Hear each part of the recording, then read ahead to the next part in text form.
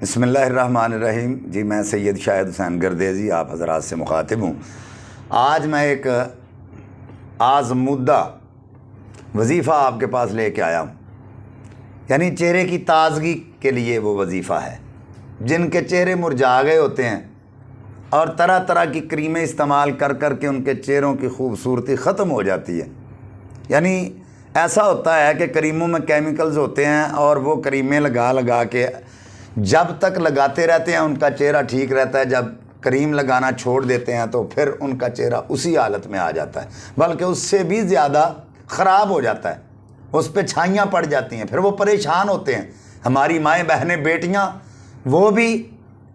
اسی طرح کریموں کا شکار ہو جاتی ہیں، کریمیں لگاتی ہیں، جب تک لگاتی رہتی ہیں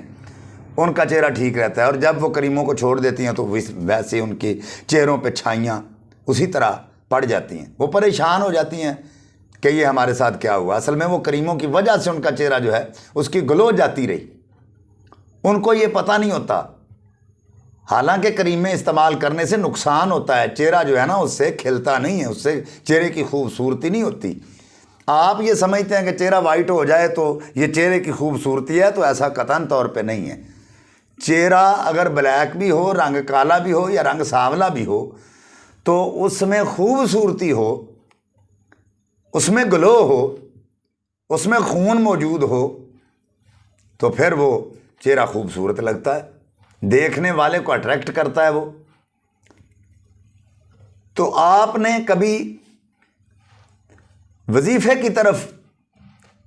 کبھی اللہ رب العزت کے بتائے ہوئے احکام کی طرف آپ نے کبھی رجوع نہیں کیا۔ ہم مصنوعی چیزوں کی طرف رجوع کرتے ہیں، لیکن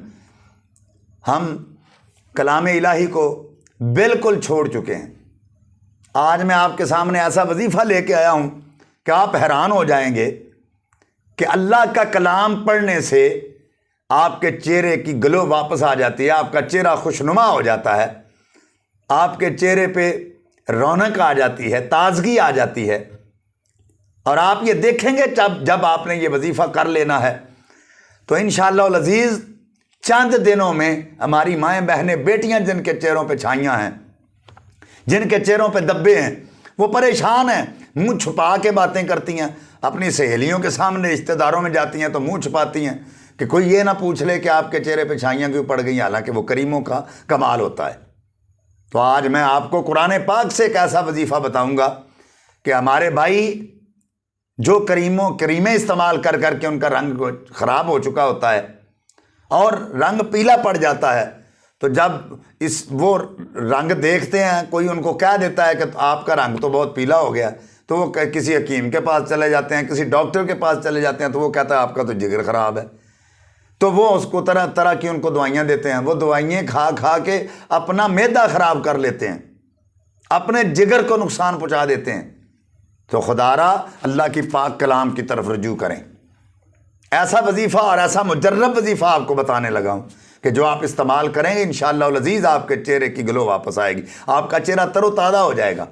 اور لوگ آپ کو کہیں گے کہ آپ کیا استعمال کرتے ہیں، تو پھر آپ نے ان کو بتانا ہے کہ میں نے کیا استعمال کیا ہے۔ وظیفہ بتانے سے پہلے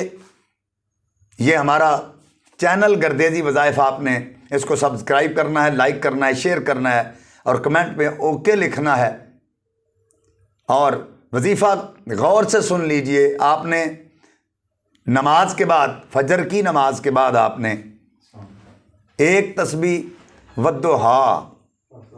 آپ نے اس کی پڑھنی ہے، والضحیٰ، ایک تسبیح والضحیٰ کی، اور آپ نے گلاب کا عرق لینا ہے اور اس کو کسی برتن میں ڈال کے اپنے پاس رکھ لینا ہے، اور اول آخر آپ نے درود پاک پڑھنا ہے جو نماز میں پڑھتے ہیں، اور والضحیٰ کی ایک تسبیح آپ نے پڑھ کے آپ نے اس گلاب کے عرق کے اوپر آپ نے پھونکنا ہے، اور پھر اس کو اپنے ہاتھوں پہ مل کے اپنے چہرے پہ لگانا ہے۔ وہ کسی وقت بھی آپ لگا سکتے ہیں، انشاءاللہ چند دنوں میں آپ کو پتہ چل جائے گا کہ آپ کا چہرہ کیسے خوشنما ہو جاتا ہے۔ دیکھنے والے آپ کو کہیں گے کہ آپ کیا استعمال کرتے ہیں، آپ کا چہرہ کیسے خوشنما ہو گیا، وہ آپ کے داغ دبے کہاں جاتے رہے۔ تو یہ اللہ کے فضل سے انشاءاللہ العزیز آپ کے چہرے کا رنگ جو ہے وہ خوبصورتی میں آ جائے گا۔ تو آپ نے جو طریقہ میں نے بتایا ہے، اگر اس طریقے سے آپ نے اس وظیفے کو استعمال کر لیا تو انشاءاللہ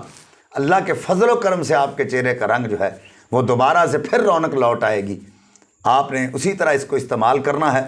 اللہ تعالی ہم سب کو عمل کی توفیق عطا فرمائے۔ السلام علیکم ورحمۃ اللہ۔